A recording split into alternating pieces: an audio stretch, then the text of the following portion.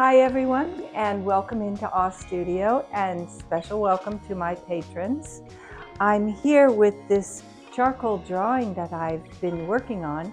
It's like 10 years old, and I got it out of the closet to show you that you don't have to give up on artwork that you think, well, it could only go so far, or maybe you didn't like where it was ending. I really like the idea that it's evolving, as you can see. And if you check out the last videos, you'll see that I used to have the trees coming down all the way, and the drapery wasn't even present at first.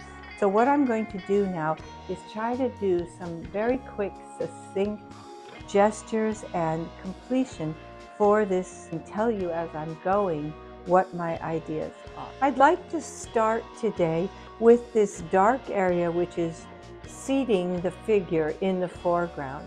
And I want you to notice that her body needs to be seated there on this plane. So therefore I'm going to bring light structures behind the figure like that. And here I could extend this down a bit, like it's rock or stump back there. I don't want to cut off too much of the water area. And speaking of the water area, this is what I had in mind for the water area. Starting back here with river coming forward, so it'll be kind of narrow in the back and get larger towards the front, coming down here. My idea is for her foot, which right now is way too long here, but rather let's just use this gesture here. And she could kind of be pointing her toe into the water. What's really difficult is to sit and know what I'm doing. I really need to stand back from the picture so that I can get an idea of what looks right. And we could even give some like vegetation here. And back here, let me fill this embankment in. Remember, things that are closer to the viewer are probably going to be darker. So these back here are going to be pretty light. And as this recedes back to those structures back there, it's going to be very light. Just indications. These could be maybe huts back here or something like that. And then perhaps here, this is the water coming around the banks. You can see in the previous two videos how it started and was just a figure with some drapery that I put over it. And now I've created a middle ground by having something for her to actually be seated on, as well as a background that recedes because it's lighter. These strong angles here in the background, as well as in the rock that she's sitting on and the bottom of the river, are all diagonaling from the upper right. And so I would like to bring up some of the horizons a little bit so that we break that repetition. And I have something to fix over here so that it doesn't reflect this side of the bank so equally. Let's lift this area here so it isn't quite so angled. And already you see that lifts this side. In this horizon, we'll just have it go across like that. And here we could just make a little bit of a horizon here behind her hand. And see how that immediately changes the experience of everything going down and off. Down here in this part, let's change it. I have to consciously make different movements. And we'll darken this plane too because it is in front. We want it to clearly be something that is in the foreground. And this also will carry back here into everything that is in the foreground.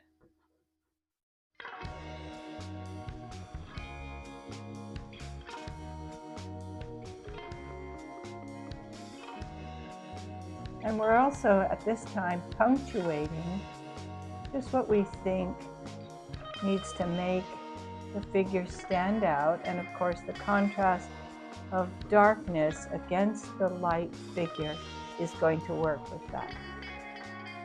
Now I'm going to do a little bit more work in her face to get a little bit more dimension. One thing I do want to be careful of though is if I put too many lines or shadows in the face, I'm going to age her. And since she is a young girl, I am going to keep everything rather smooth. This piece of paper will just protect the part of the body that I don't want to smudge. First thing I'm going to do is get a little bit more shading under the lip. And it's very light and delicate work that I'm doing here. But this is going to have her lips get a little more multi-dimensional because we just don't want to outline the lips, except for the part that's right in between the lips. That can be rather a strong line. But everything else, such as the cleft here between the lips and the nose, very soft. And if I do want to give her just a tiny bit of roundness into the cheek, very, very delicately form that with my charcoal blending. Here under the chin too, I can sculpt that by just going from the dark into the lighter area of the face. Very, very simple strikes, and I can even smooth that a bit with my fingers here too. Now, how about in the eye itself? Let's get some real defined darkness, perhaps even a sense of lashes there. And I have to sort of carve it out so that it doesn't look too drawn on, but embedded into what has been there before.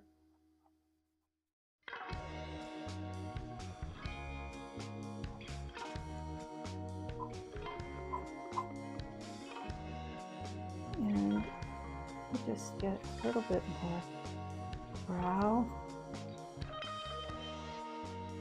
and then smooth it lightly. Where else it could get a little bit more shading is here, just underneath the cheekbones. Also, I like this here behind the hair to be really dark.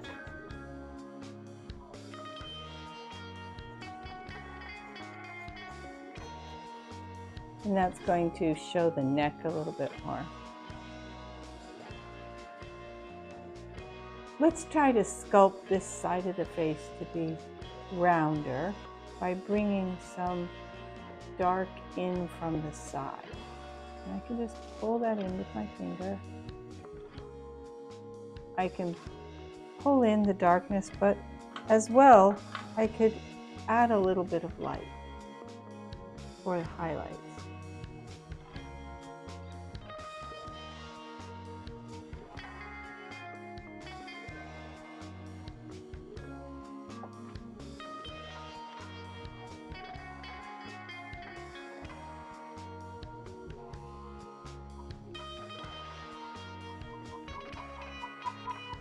So you can see that adding little bits of hair that isn't quite in the mass of the hair, but is leaving some light in between, helps her to look a little bit more natural too.